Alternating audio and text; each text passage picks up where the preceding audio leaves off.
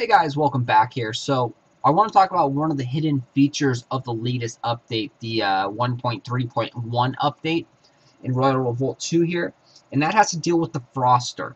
The Froster actually got a huge increase in power and range. So the Froster's range used to be, I believe, 5.0 or even 4.5, and now they're a 5.5 range troop unit, which means they are the second longest range unit in the game besides the cannon. The Froster also got the ability to go to level 8, so if you upgrade him, he gets level 8 unlockable, which is most people aren't going to get. But the other big benefits of the Froster are, it appears, now this is not confirmed because there's really no way to test this, but it appears that the Froster now has an increased attack speed, meaning that it throws out its ice a lot quicker and is a lot more effective in attacking. It could also have to do with the fact that it now attacks from a further range, which makes it appear that it attacks faster, but I'll have you guys be the judge on that. We're going to go in and take a look at the Froster in action.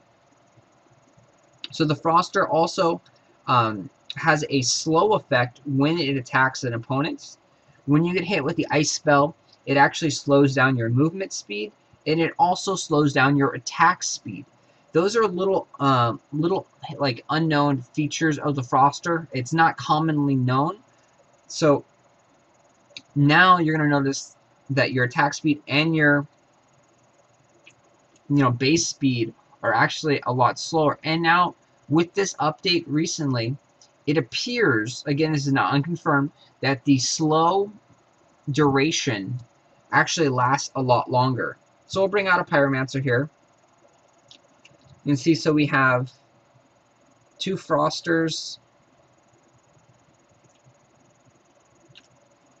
We're going to let the Pyromancer here attack the Froster. And you can see the Froster attacks a lot quicker than the Pyromancer thanks to its increased range.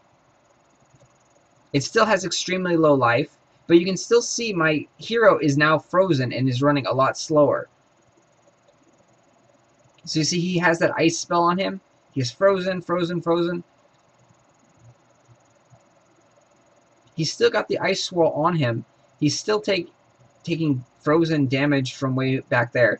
And you can see how long this slow duration is. It is a good, 5 seconds right there.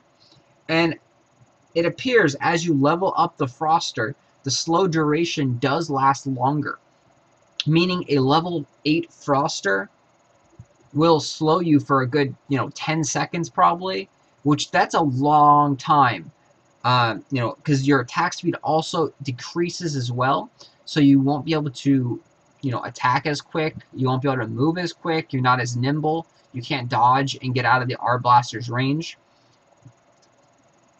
So surprisingly, Frosters have now been increased dramatically. I mean, they definitely needed the increase in range and speed, but this slow increase is insane because you cannot take off the slow effect with the heal spell. There's no way to currently remove this slow effect except for, I believe you can do it with gems. I can believe you can use this scroll over here.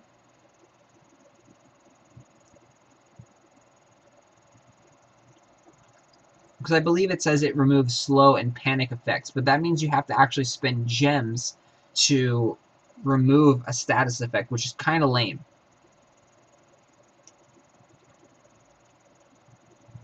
So we'll take a look at the scroll. I believe it's a battle cry.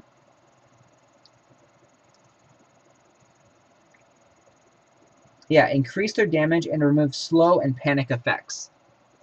So you can see this actually does it actually does remove the slowness, but again it costs gems to use. So it's not really a way to get rid of the slowness, because you're not going to just pop gems to kind of like, oh, I want to be fast again. And if they have a lot of Frosters, if they have a Froster in every single wave, you really can't spend that many gems to keep yourself going fast. So yeah, so the Frosters, they are definitely a force to be reckoned with now. The Frosters work really well with archers and R-Blasters. They also work extremely well with mortars, because the Froster will slow everyone down. So it also will sit there, and now that it has a long range, can stay safely behind a choke points or a a double road path, something like this.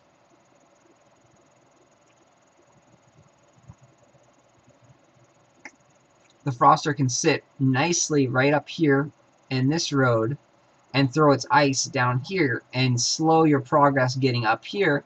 And then while your hero is slowly making his way up here, it can also help slow all your reinforcement troops down in this corner as well. And so your hero is slowly making his way up here. And you can see how deadly this is. He's got like, all his towers right in this vicinity. So having a slow effect with getting pounded on by all these towers, and most of them are actually firebolt towers, you take a lot of damage in this corner over here. So the Froster definitely got a huge increase. You should start thinking about putting him in your waves now. Even in the lower level gameplays, if you're following my Let's Play series, you'll notice that the Frosters are actually doing a pretty decent job against the hero and also the knights down there in the lower levels. So Frosters are no longer the the black sheep of the family. They actually do have a use in the game. They are actually effective. So now currently there is really no super weak troop, which is a good news. So maybe eventually they will balance out the towers and make the towers more balanced and more effective all around. Whereas right now just the firebolt cannon and the scold cannon are the best cannons in the game. So we'll see what the next update holds, and get ready for the single player campaign, and get ready for some different changes on units and troops and possibly towers. They've also announced new units are coming, so that's going to be a very exciting update. We don't know exactly when, but yeah, these things are all in the works.